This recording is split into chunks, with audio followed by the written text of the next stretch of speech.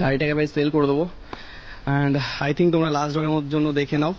আমার তো শুধু বাইকের পিছনে যদি ঢালি তাহলে ভাই অন্যদিকে আর দেখতে পাবো না, এরকম একটা সিচুয়েশন। আর এখনো সেই সিচুয়েশনেই এখনো আমার গাড়িটা রয়েছে ভাই, দেখতে পাচ্ছ এখানে পুরো।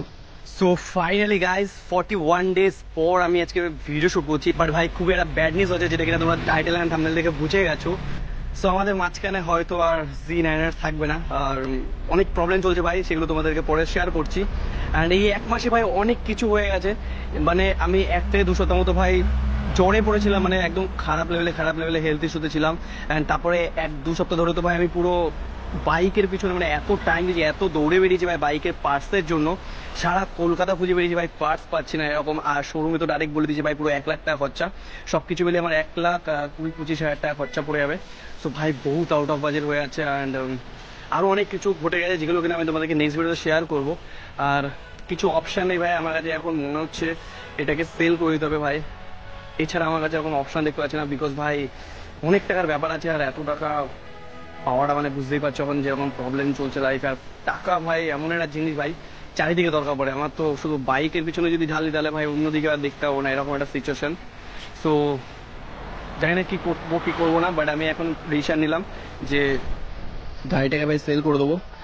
অ্যান্ড আই থিঙ্ক তোমরা লাস্ট ডের জন্য দেখে নাও।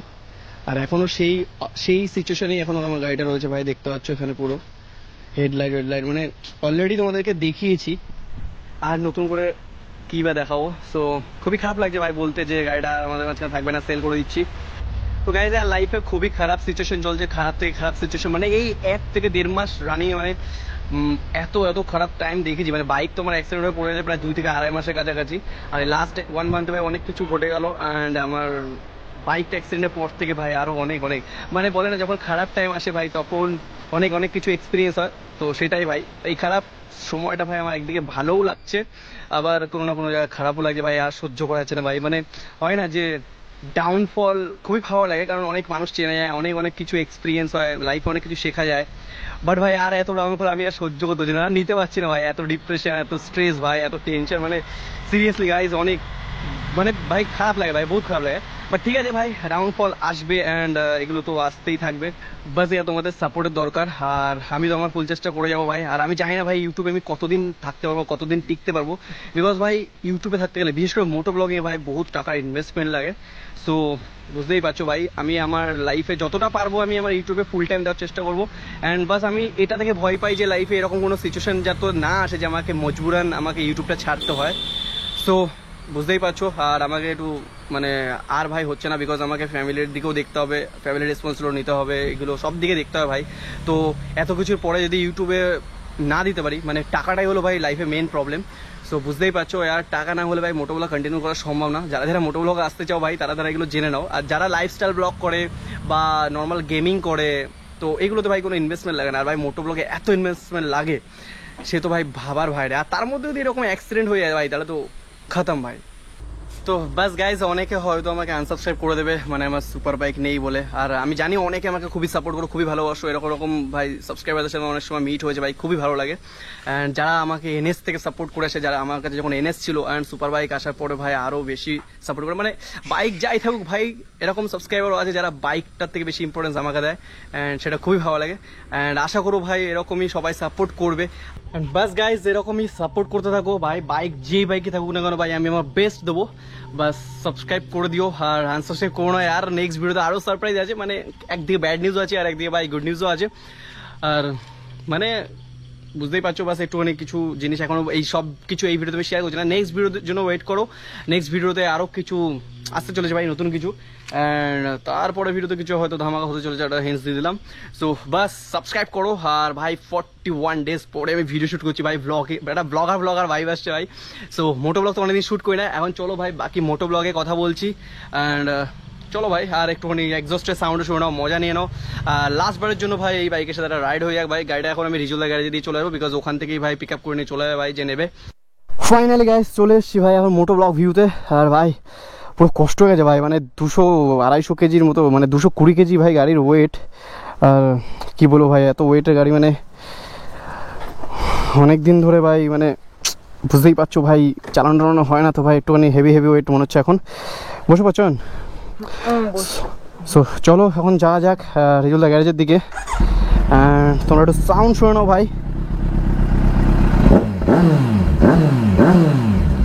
ওফ ভাই অনেকদিন পর, মানে ফিলিংসই আলাদা ভাই সাউন্ডের, বাট মিস করবো यार, আর কি করা যাবে, কোনো ব্যাপার না। চলো যা হয় ভালো হয়, এখন যাওয়া যাক ভাই। এদিকে খতরনাক রোদ यार।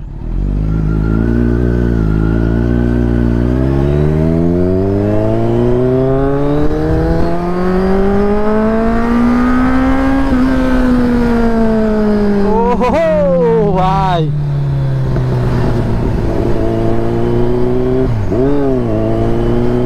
চলো ভাই একটা থ্রটেলে মজা দিয়ে দিই তোমাদেরকে।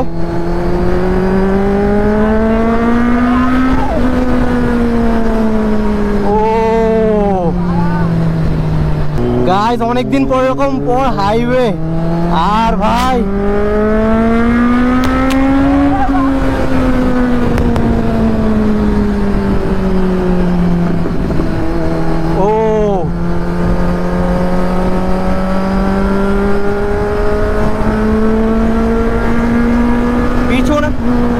পিছনে ভাই চয়ন পুরো উড়ে যাচ্ছে। ও ভাই এইটাই আই থিঙ্ক আমার লাস্ট রাইড হচ্ছে ভাই, এরপরে আর কবে চালাবো যায় না ভাই, বাট মজা লাগছে আর অনেকদিন পর গাড়ি চালাচ্ছে। আর একটা ইমোশন আর বাইক, সিরিয়াসলি গাইস বাইকের প্রতি আমার আগে এত ইমোশন ছিল না। আমি ছোটোবেলা থেকে ভাই আমার 4 হুইলার খুব ভালো লাগতো, 4 চাকার প্রতি একটা আলাদাই ভালোবাসা ছিল, বাট যবে থেকে আমি বাইক চালানো শুরু করেছি, মানে এনএস আমার লাইফের ফার্স্ট বাইক ভাই, অ্যান্ড সেটা তো আজকে আমার কাছে আর নেই। আর বাস এটাকেও আর রাখতে পারলাম না হয়তো, খুবই খারাপ লাগছে, বাট কোনো ব্যাপার না। চলো লাস্ট রাইডটা একটু এনজয় করি।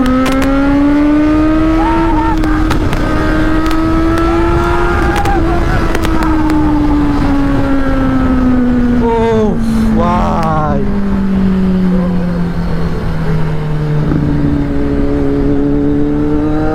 রিঅ্যাকশন কি,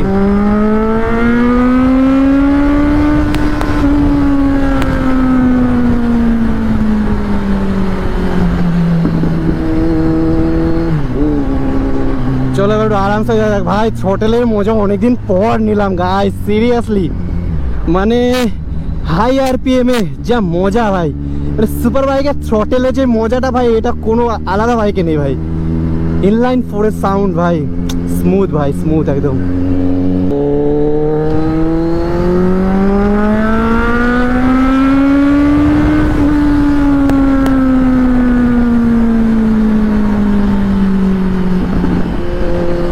ভাই আলাদাই রোড রিঅ্যাকশন আসছে গাইস।